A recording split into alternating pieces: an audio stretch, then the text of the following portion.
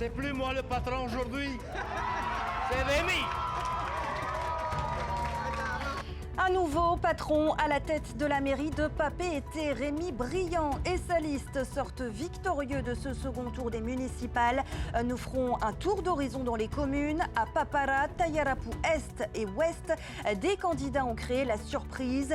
Résultat, un vent de dégagisme a soufflé à la presqu'île, mais pas seulement. Plusieurs maires sortants ont essuyé un revers hier soir.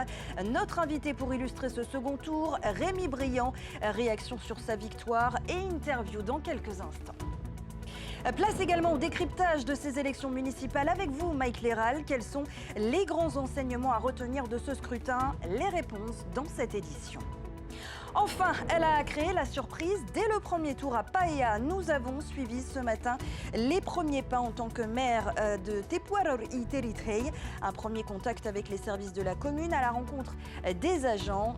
C'est à voir à la fin de ce journal.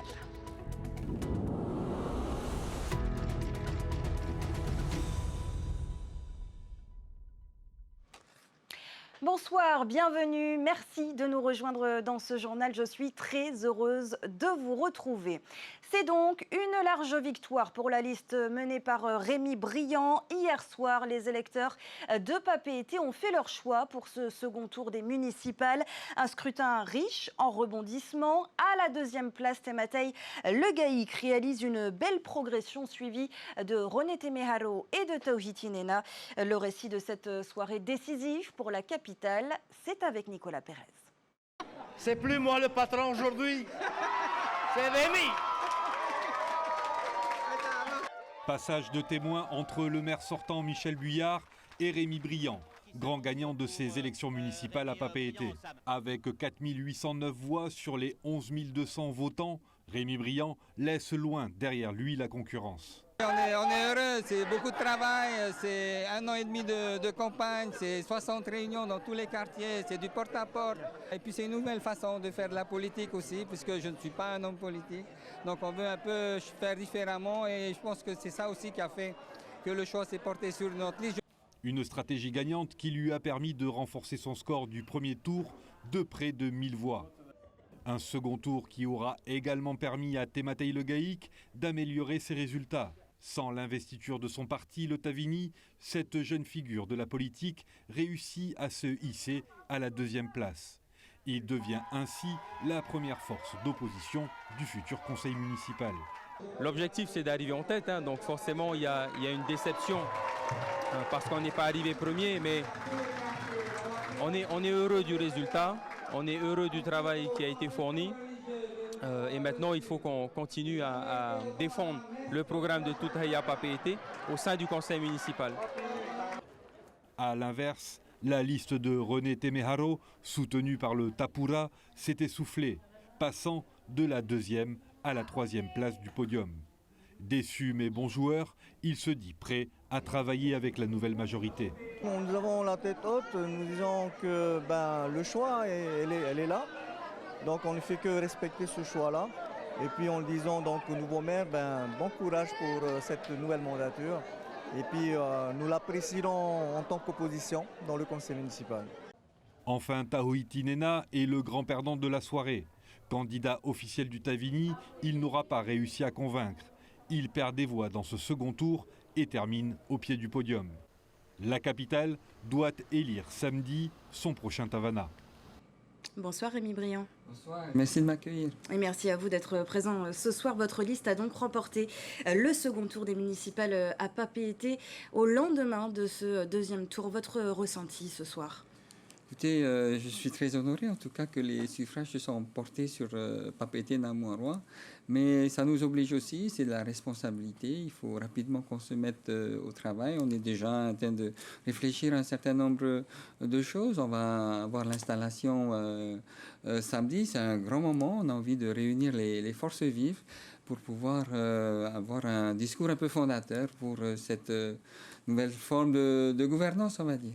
Et vous l'emportez donc face à plusieurs candidats sérieux, dont une nouvelle génération très visible pendant cette campagne. Je pense à Tematei Le Gaïc, qui a fait une belle progression entre le premier et le deuxième tour. Qu'est-ce qui a fait la différence selon vous? Oh, je pense que j'ai quand même le soutien de Tavana, Michel Buyard, donc maire sortant, qui a fait 5 mandats. Je pense que ça m'a bien aidé, en tout cas dans les quartiers. Il y a beaucoup de gens qui reconnaissent Tavana comme un bâtisseur qui a beaucoup travaillé. Il rend la commune en bon état, notamment financièrement. Il n'y a plus de dettes, il y a de la trésorerie. On a fait l'assainissement des eaux usées. La Papeete peut se reconstruire sur elle-même. Donc tout ça, je pense que j'en ai parlé avec aussi une idée de se rapprocher beaucoup plus des quartiers aujourd'hui. C'est vrai on se retournait vers la mer, mais maintenant on va regarder un peu côté montagne. Il y a plein de choses, il y a plein de choses à faire. On va mettre en place des conseils de quartier. Donc on a expliqué tout ça. Et je pense qu'on a été suffisamment convaincants. Et puis je pense qu'on inspire confiance. Moi j'ai fait 38 ans de service et tout ça, ça compte aussi. C'est ce que j'amène dans mon panier.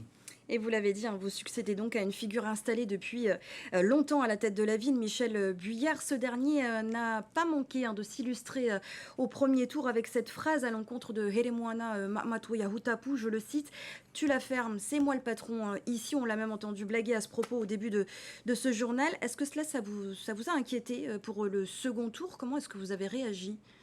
Non, pas du tout. Ça ne m'a pas inquiété. C'est vrai qu'il y en a qui ont voulu utiliser ça et faire le buzz. Ça a choqué quand même beaucoup d'électeurs sur les réseaux sociaux notamment.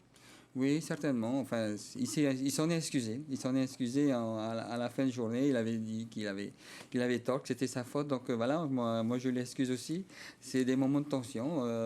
Donc une campagne aussi, c'est dur. Il y a aussi eu des mots durs de part et d'autre. Notamment, il a été beaucoup critiqué sur son bilan. Donc une réaction, on va dire, qui n'était peut-être pas à propos, mais bon, qu'on peut comprendre. Il s'en est excusé. Moi, je m'arrête là.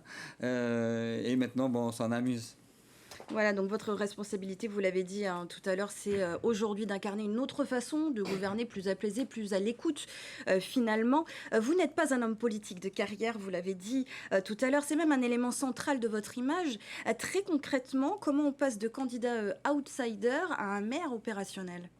Moi, je pense qu'il va falloir faire un reset, quelque part, puisque j'ai été pendant de longues années directeur général des services, donc dans l'exécution, c'est pas moi qui décidais, il va falloir s'y faire. Je pense quand même que j'ai beaucoup participé à la construction ces dernières années de Papeete. Je suis un peu dans ce sillage-là, donc je pense pas que je vais avoir de difficultés. C'est peut-être les premiers temps où il va falloir que je pose mes marques. En exerçant le pouvoir, finalement.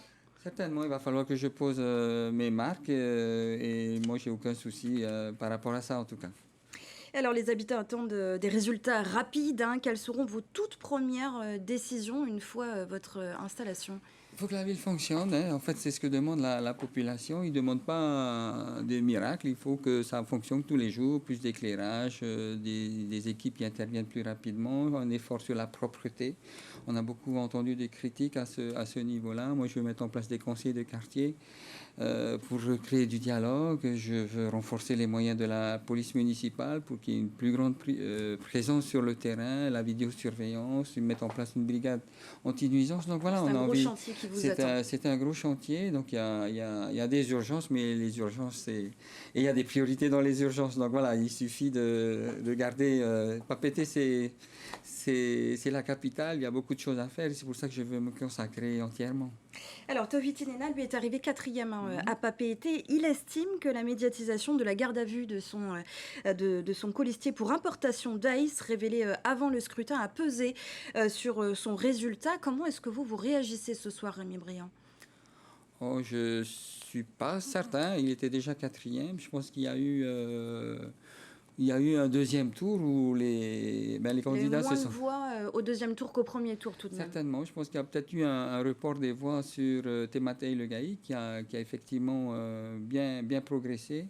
Peut-être des erreurs dans la communication, autre chose que effectivement cette publication-là. Bon, ça n'a pas dû le servir non plus. Mais voilà, moi, j'ai pas trop d'avis. Je sais pas trop quoi penser. Mais il envisage de déposer des recours sur ce scrutin certainement, mais du deuxième tour. Vous comprenez cette volonté ? Pas trop, parce que ça ne va pas changer les résultats, en tout cas. Merci. Rémi Briand, vous restez avec nous. C'était vos premières réponses, puisque avant de vous retrouver, on va s'intéresser aux grands enseignements de ce scrutin avec Mike Léral. Mike, bonsoir. Alors, le paysage politique évolue-t-il au terme de ces municipales, Mike ?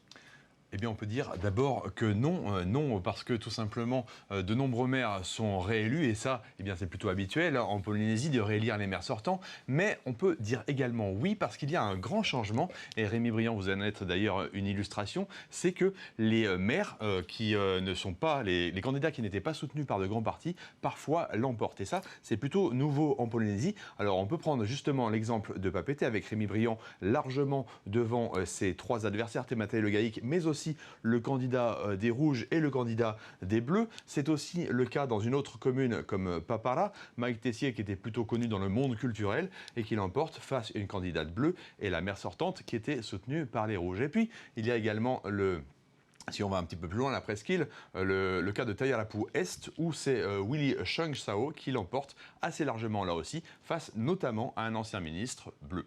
Et parfois, ce sont les alliances de petites listes qui sont parvenues à renverser un maire bien installé. Exactement, on peut prendre l'exemple de Toumara. Au premier tour, Cyril Tetouanoui, qui venait de devenir inéligible mais qui n'avait pas encore été retiré de sa liste, eh bien, l'avait emporté assez largement. Donc il avait une bonne assise électorale dans la commune dont il était le maire sortant, face à 4 listes d'opposition. Ces listes d'opposition se sont unies face à lui autour de Gérard Goltz au second tour. Et regardez ce qui s'est passé. Eh bien, Gérard Goltz l'emporte d'une courte tête, c'est vrai, mais l'emporte face à la candidate, là aussi, soutenue par le Tapura.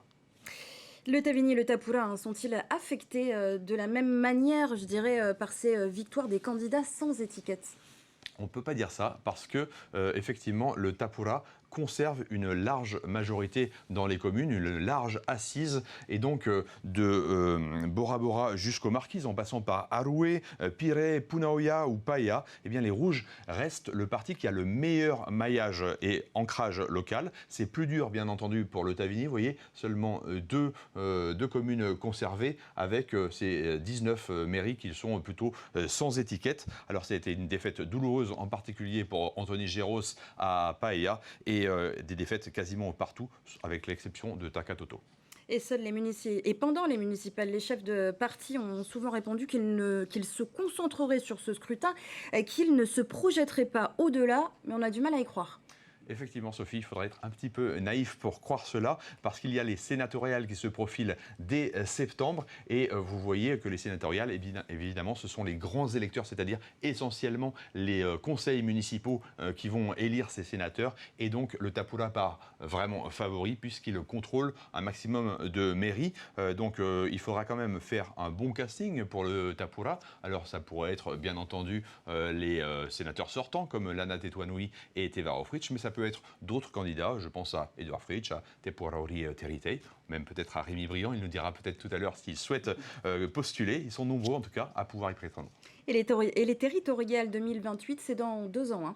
Effectivement, les territoriales, c'est dans 2 ans, avec Edouard Fritsch qui précise qu'il veut préparer la relève. Est-ce que c'est elle la relève ? On le verra, puisqu'elle a largement remporté le scrutin à Paia, et dès le premier tour, ça a été une victoire de prestige. Alors c'est une candidate naturelle, évidemment, pour le Tapura, et Edouard Fritsch ne l'a pas vraiment nié. Ça pourrait être aussi Moerani Frebo, puisque Moerani Frebo est un visage montant aussi, mais c'est vrai qu'il a moins d'assises locales, et c'est un vrai changement de génération, finalement, qu'on constate avec... depuis le temps qu'on est journaliste, on a vu depuis une quarantaine d'années, c'était toujours Gaston Floss, Edouard Fritsch et Oscar Temaru au pouvoir quasiment. Et donc là, il y a des nouveaux visages qui émergent.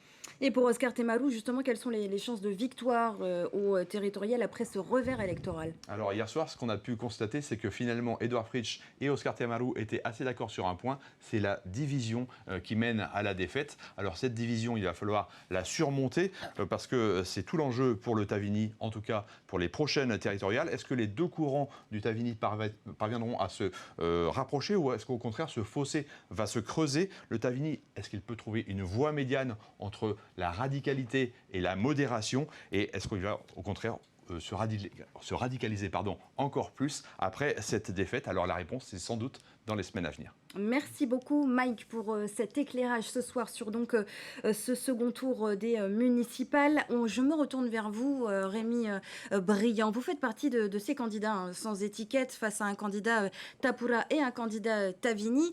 Edouard Fritsch s'est félicité hier soir que Papeete ne tombe pas aux mains des indépendantistes. Êtes-vous un autonomiste affirmé ?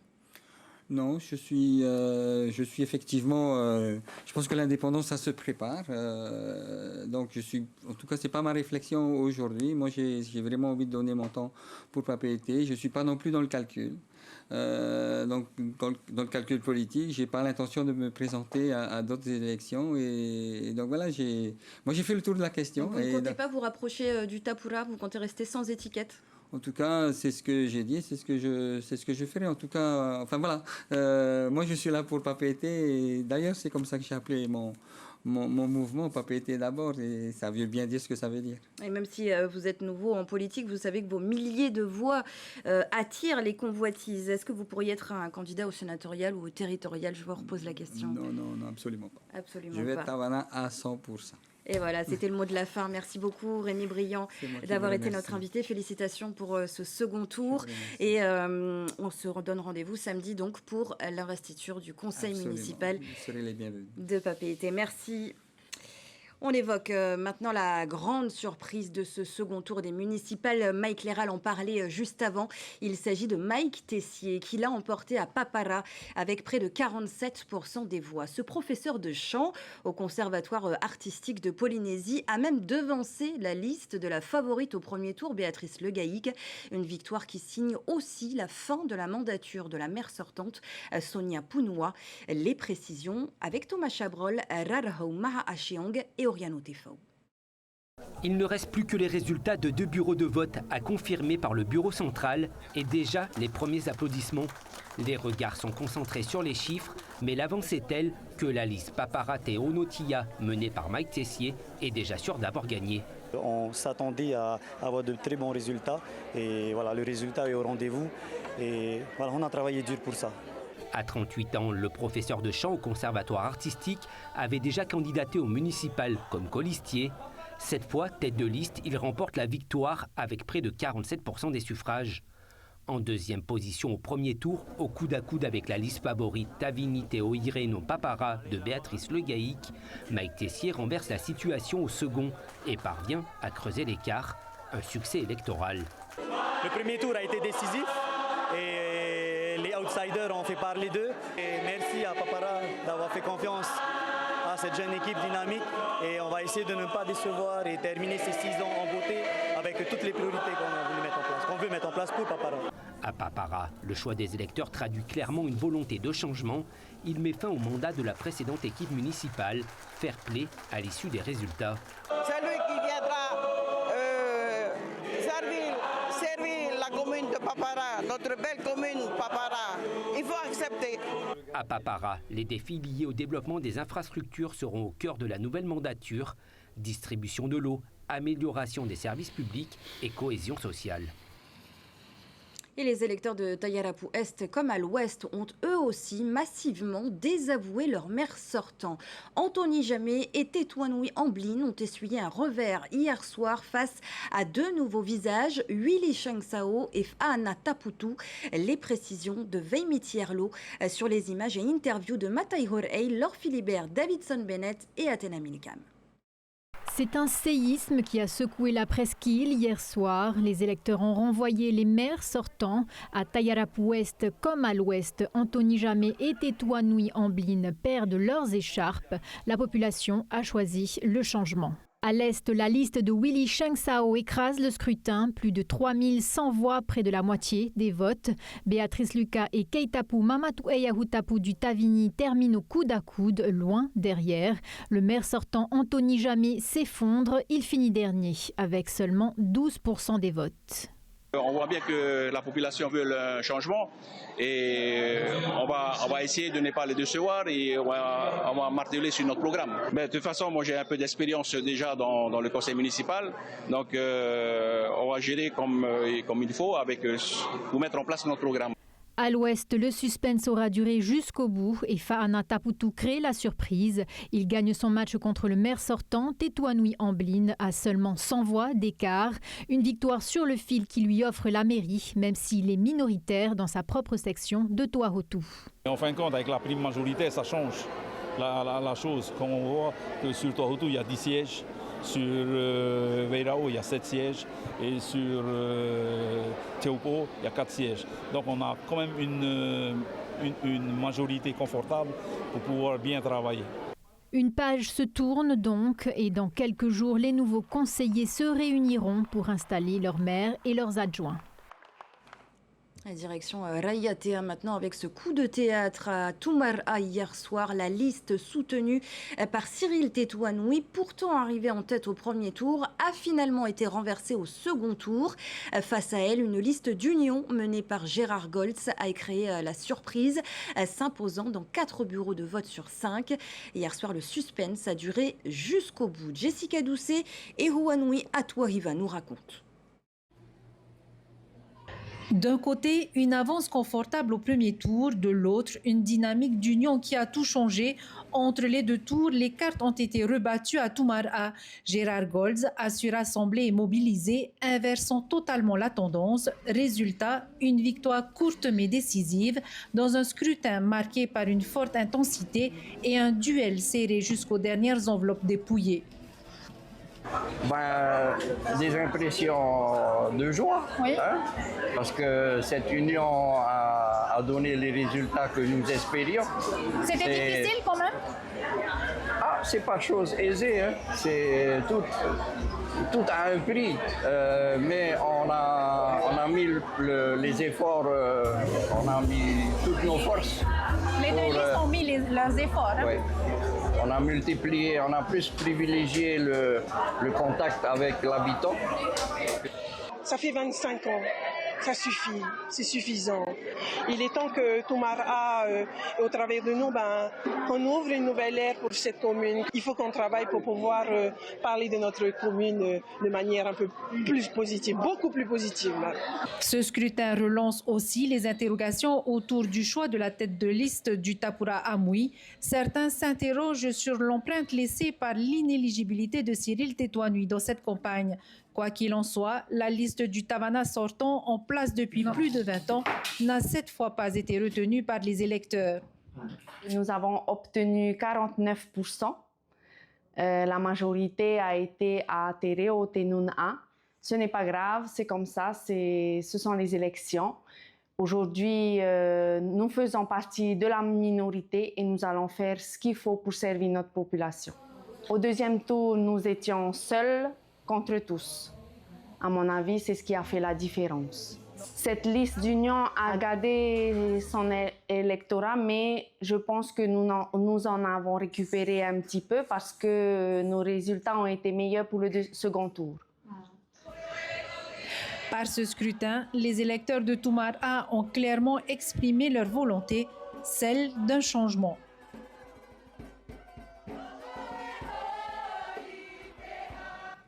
Et à Paea, c'est au premier tour que le maire sortant a perdu son siège. Anthony Giros a essuyé un revers face à Tepuaror Iterithei. Celle qui a créé la surprise a fait ses premiers pas en tant que maire ce matin, après son investiture officielle vendredi dernier. Nos journalistes Laure Philibert et Matai Horei l'ont suivi dans sa tournée d'installation. Regardez.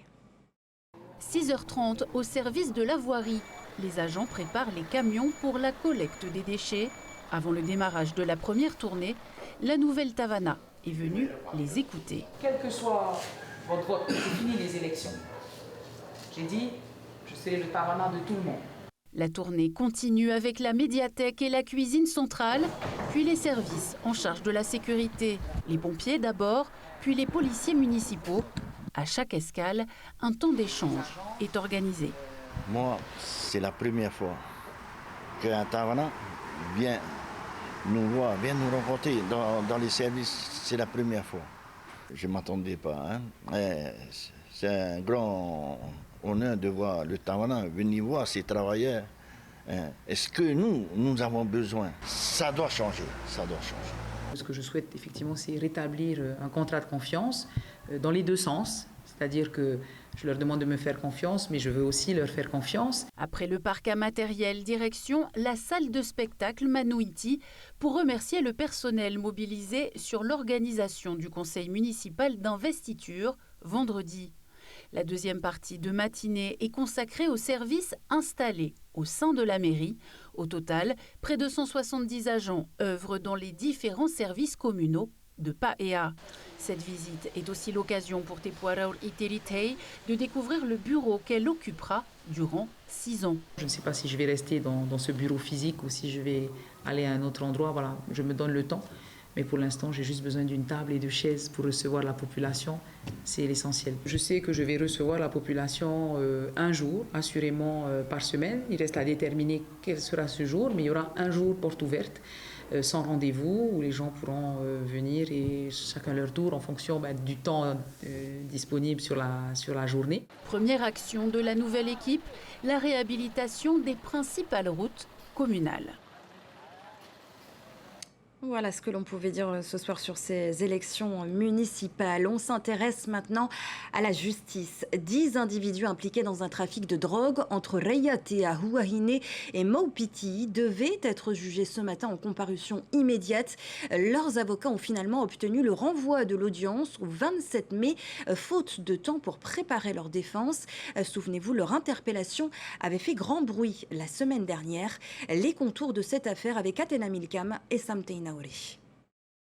7 hommes, 3 femmes, âgés de 20 à 38 ans. 10 personnes sont mises en cause dans une affaire de stupéfiants entre Reiatea, Huahine et Maupiti. Un trafic opéré entre le 1er janvier 2025 et le 16 mars 2026. Les investigations ont mis au jour un réseau structuré avec de l'ice importé des États-Unis et du paca provenant de Huahine. Un trafic qui aurait généré plus de 39 millions de francs en moins d'1 an. Parmi les prévenus, certains sont poursuivis pour importation de stupéfiants depuis les États-Unis. L'affaire, rapidement médiatisée après leur interpellation, a provoqué de nombreuses réactions au Rarumat Ei. L'un des prévenus, en état de récidive, est lié à 2 femmes, elle, poursuivie pour blanchiment d'argent. Sa compagne actuelle, enceinte, et son ex-compagne, qui s'était illustrée sur les réseaux sociaux au mois d'août. Vous allez tous voir que ce que je vais faire, je vais te dénoncer. Ta mère t'emmène vendre ici à Reiatea. Impossible de savoir si cette vidéo publiée publiquement a eu un impact sur l'enquête. Les détails ne seront connus que lors de l'audience du jugement. Également impliqué dans ce trafic, un policier municipal de l'île Sacrée, poursuivi également pour violation du secret professionnel. Placé sous contrôle judiciaire, il a été contraint de quitter son île de résidence malgré une demande de son avocate. Alors le parquet, dans ses réquisitions, a montré une opposition. Compte tenu d'un risque justement de concertation et compte tenu de la fonction de mon client. Après l'audience de ce lundi, un des prévenus a été remis en liberté et placé sous contrôle judiciaire comme 6 autres individus. 3 personnes restent en détention provisoire. Leur procès a été renvoyé au 27 mai à 8 h. On termine cette édition par cette information, le décès de Lionel Jospin, survenu hier, dimanche 23 mars. L'ancien Premier ministre socialiste, grande figure de la politique française, s'est éteint à l'âge de 88 ans. Un hommage national lui sera rendu ce jeudi. Voilà, c'était tout pour l'actualité de ce lundi 23 mars. Merci de nous rester fidèles. À suivre sur TNTV, l'émission Toufenwa Towora. Retrouvez ensuite 2 nouveaux épisodes de NCIS Los Angeles. Enfin, enquête exclusive. Très belle soirée sur notre antenne. Excellent début de semaine. À demain. Retrouvez ce journal en replay sur notre site internet et notre application mobile TNTV.